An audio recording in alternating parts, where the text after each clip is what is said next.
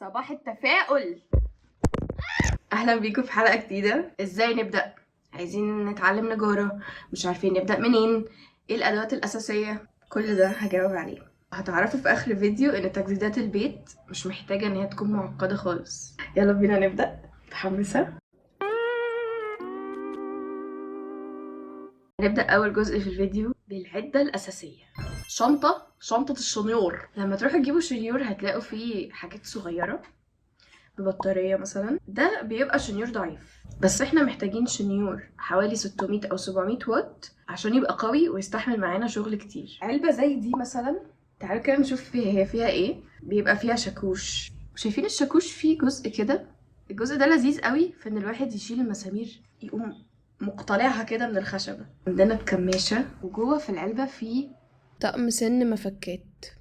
عندنا صليبة، عندنا النجمة، عندنا عادة. الشنيور بيجي معاه ايد نركبها كده وبتتلف، بيخليكوا قادرين تتحكموا في الشنيور اكتر. هتلاقوا زرار اسود كده يتحرك يمين وشمال، لما يتحرك مع عقارب الساعة يبقى احنا كده بندخل المسمار جوه الخشبة. لما بنعمل كده ويلف عكس عقارب الساعة احنا كده ممكن نشيل مسمار من مكانه. هذه القطعة ده اسمه مفتاح الشنيور، وتحطوا البنط اللي انتوا عايزينها وبتقفلوا كويس جدا بيه.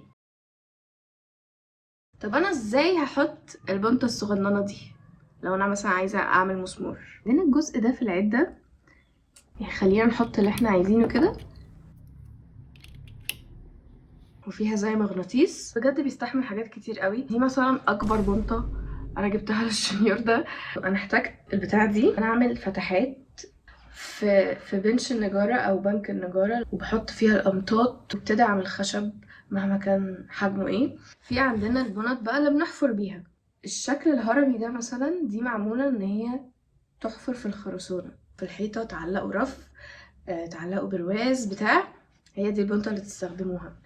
البنط بتاعت الخشب بيبقى ليها بوز زي ما انتوا شايفين كده. العدة دي بيجي معاها برضو ميزان مية، وبيجي معاها متر ومفكات صليبة وعادة. الصنفرة الدائرية دي رائعة. الصنفرة نفسها ليها خشونة وليها أرقام بتحدد خشونتها قد ايه. كل ما الرقم يبقى قليل ده معناه ان هي خشنة، كل ما الرقم يعلى ده معناه ان هي بتنعم، يعني نسبة النقط الصغيرة دي بتزيد، فورقة الصنفرة بتبقى أنعم. أهم مثلا أرقام 80 دي بتبقى خشنة، و120 و220 دي ناعمة بقى، أنعم حاجة. وأنعم كمان من 220 في 320. هتجيبوا لها مساكة عشان تصنفروا من غير ما ايديكوا تبوظ، يعني حرفيا هتطلع دخان لو صنفرتوا من غير جوانتي او حاجه. والصنفره الدائريه بقى، وبيبقى اسمها صنفره سكوتش لان هي بتلزق في الجهاز زي السكوتش بتاع الجزم ده. مش عارفه بجد اشكر فيها قد ايه. الجهاز اللي بعده منشار الاركت. بجد منشار طيب قوي، في زي ألانكيه كده في ظهره، بتفتحوا الجزء اللي هنا عشان تعرفوا تطلعوا السلاح وتبدلوه بسلاح تاني. في أسلحة سنونها واسعة وفي أسلحة سنونها ضيقة. ده الزرار اللي بنشتغل بيه، ودي السرعات. غير كمان ان انتوا ممكن تحركوا الجزء ده كله برضو بنفس الألانكيه اللي في ظهر المنشار. شايفين الجزء ده كده بتفتحوه، بتفكوه بس شوية. لما تبقوا عايزين تعملوا زاوية في الخشب ترجعوا تقرطوا عليه تاني. خلوا بالكوا عشان ما تعوروش نفسكوا. المنشار هيمشي بقى بالطريقة دي، فهيقطع الخشب بزاوية، ممكن تعملوا بيه كيرفات. عيبه ان هو ما ينفعش تسرع وانت بتعمل القطعات. هتلاقي دي بتتوتر لان هي برضو مش ثابته قوي، دي بتقعد كده ايه تعمل كده. ممكن تلاقوا ان القطعه بتاعت الخشب مش مستقيمه. الجهاز اللي بعده هو الراوتر. انا لا انصح بيه بصراحه. هو جهاز فيه اوبشنز حلوه جدا. الجزء اللي تحت ده بتغيره الاشكال مختلفه، وممكن تعمل طرف الخشب يبقى كيرفي.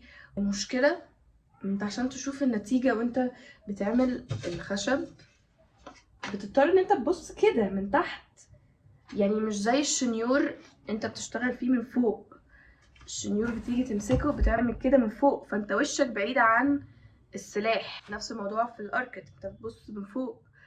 لكن خطر ده انت عشان تشوف انت بتعمل ايه محتاج تبص كده، تظبط نفسك بعدين تكمل الخط اللي انت بتعمله. بس برضو ده مش مناسب للمبتدئين يا جماعه، وانا مش بستخدمه كتير لان انا بخاف منه. من اهم الادوات اليدويه هي الازميل، نستخدمه على الخشب بالطريقه دي وندق من فوق بالشاكوش. الازميل تحفه في تقشير الحاجات. عايزين مثلا حاجه خشبه مثلا قطعتوها وفاضل حته، تقوموا شايلين الطبقه في مقاسات. عندنا برضو شاكوش مطاطي اللي بيشتغل في السيراميك بيستخدموا ان هما ايه يدقوا على السيراميكا في نفس الوقت ما تتكسرش. بس انا بلاقي نفسي بستخدمه، يعني لو انا مثلا عايزه ادق على خشبه وده طبعا قوي فساعات بينقر في الخشب. عندنا منشار، كل ما سنونه كانت ضيقه بالشكل ده كل ما يكون احسن. بستخدم المنشار ده قليل قوي بسبب ان منشار الاركت طبعا اسهل بكتير. اللي بعده الامطاط، قويه جدا بتثبت الخشب في الديسك اللي انتوا شغالين عليه. بستخدم برضو القمطه دي حاجه كده اكبر شويه. مسطره الزاويه الايمن دي برضو مهمه جدا لو عايزين نقطع في الخشب خط مستقيم. فكرني بمسطره تي بتاعت هندسه، هي نفس الفكره عامه. قطمه المسامير دي بقى رائعه رائعه يا جدعان. دي بتخلي المسامير اللي هي الدق دي تختفي. يعني انا مثلا بدخل مسمار زي ده في الخشب ايه شايله راسه، اقوم دقه البتاع في الخشب بدون اثر ويعمل بس خرم صغنن كده مطرحه، تحطه بقى ايه مكانه معجون، انت مش شايف ومش حاسس ان في مسمار اصلا في المكان ده. بجد المسمار ده جميل، كله بسبب هذه القطمه الرائعه. رائعه جدا والله، من اروع الحاجات. عندنا بقى المسمار البرغي، دي البراغي اللي هو بقى ايه امتن. ده امتن بندخله بقى بمفك الصليبه او شنيور بالبنطه الصليبه. طبعا في كل المقاسات على حسب بقى ايه سمك الخشب بتاعكم. دي برضو حاجه من الحاجات المهمه قوي قوي قوي لو انتوا هتعملوا خرم في الحيطه.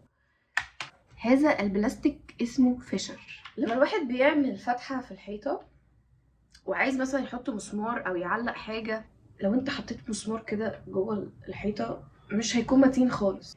الفيشر ده بقى بيتحط قبله بيبقى متين جدا. ممكن عايزين تعلقوا حاجات تقيله بتاع فيشرات باحجام مختلفه على حسب حجم مسمار. الكماشة الصغيرة دي بقى يا جماعة أنا جايباها من نمروسي محل خردوات، ممكن تلاقوها في كل شيء بس أنا بستخدمها في النجارة برضو. هقول لكم ليه دي تحفة وأنا شايفاها برضو من الأساسيات.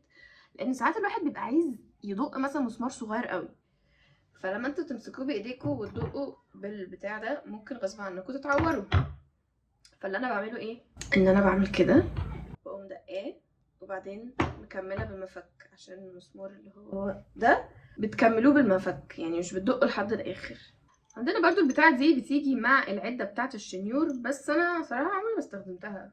تعالوا بقى ننتقل لجزء ادوات الحمايه. الماسك الفلتر ده للدهانات ما بحسش باي ريحه.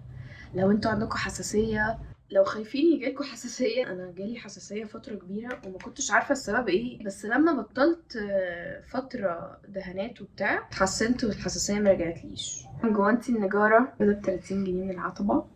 هاتوا حاجه تبقى على مقاس ايديكوا كده عشان ما تضايقكوش وانتوا بتشتغلوا.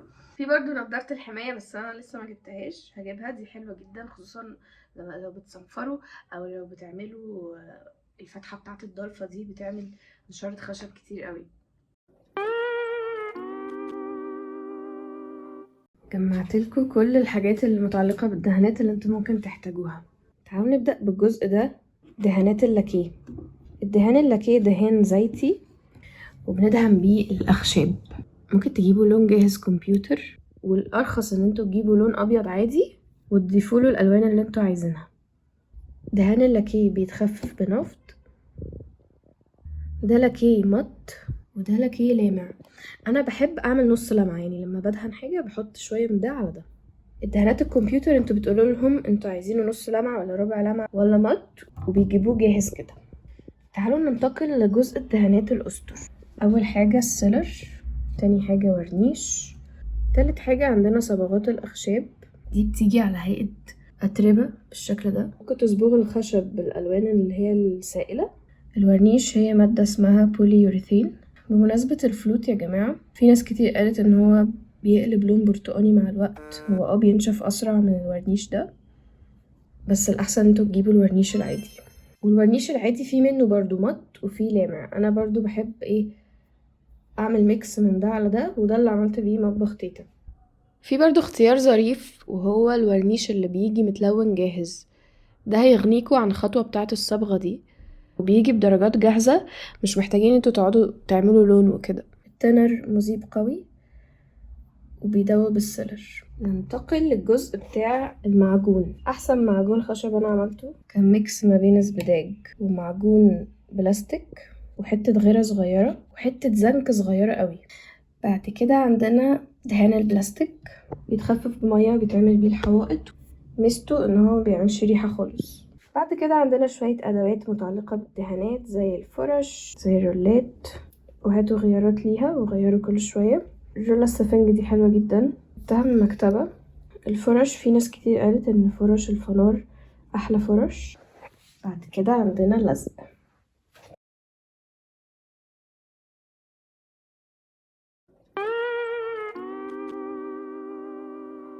تعالوا بقى نتكلم عن قنواتي المفضلة اللي انا اتعلمت منها كل حاجة. انا كل حاجة من اللي على اليوتيوب، ولا خدت كورس ولا رحت حتة. احلى قناة لتعليم النجارة والدهانات قناة فن النجارة والديكور للأستاذ رامي وافي. الراجل ده دارس كويس جدا، حرفيا دارس نجارة، يعني هو كان تقريبا في صنايع. وأحلى حاجة إن هو بيجمع النجارة مع الدهانات، مش بيتكلم عن نجارة بس أو دهانات بس، بيتكلم عن بقى الأساسيات. يعني شرحه تحفة وسهل جدا، مناسب قوي قوي للمبتدئين. تاني قناة لحد اسمه شريف ناصر. شريف ناصر ده ما شاء الله محترف جدا في مجال الدهانات. القناة اللي بعدها بحبها قوي برضو، اسمها مع بعضينا.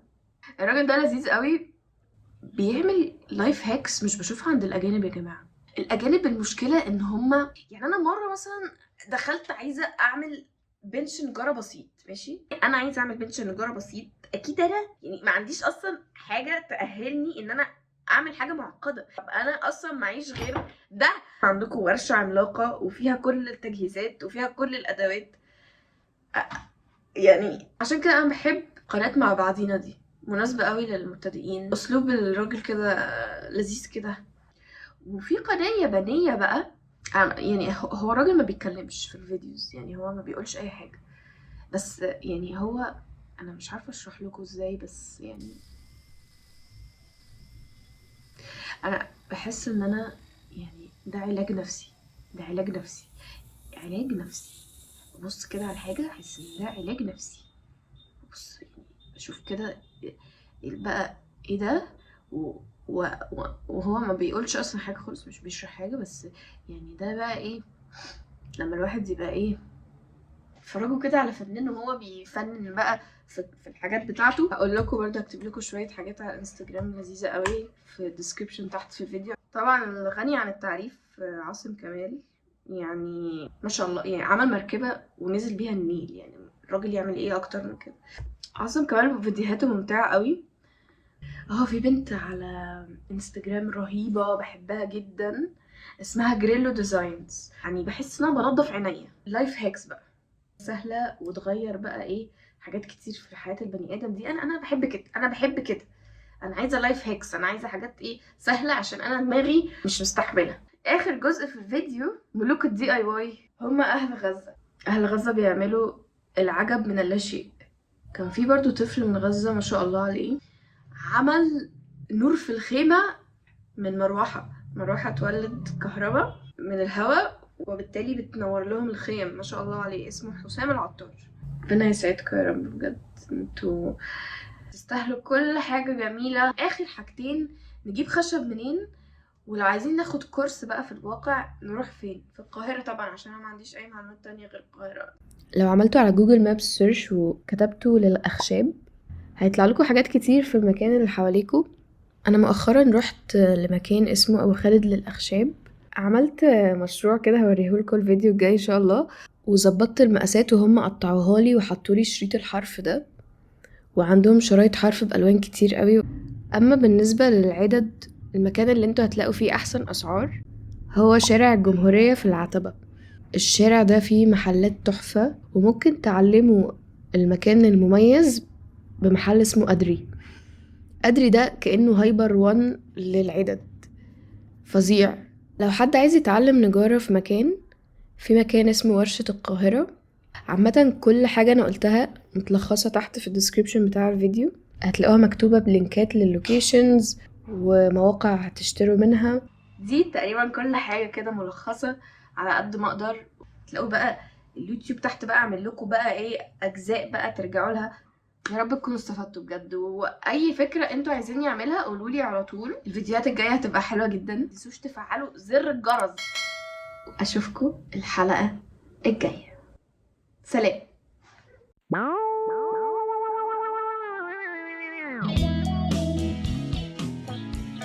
برنامج سما دوز يتميز عن الاخرين. عندنا بهدله، عندنا مسمره، عندنا صنفره، عندنا معجنه، عندنا شحططه، وكمان عندنا حاجات تافهه زي مثلا ضفدع مبلبطه او بطوطه صغنططه، برضو ده موجود.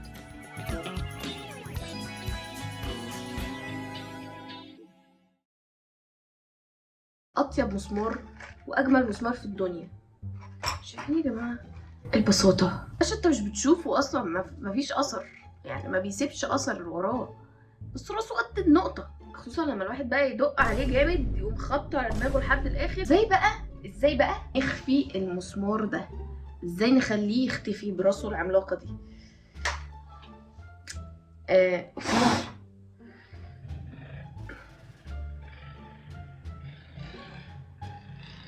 مش قادره اشرح.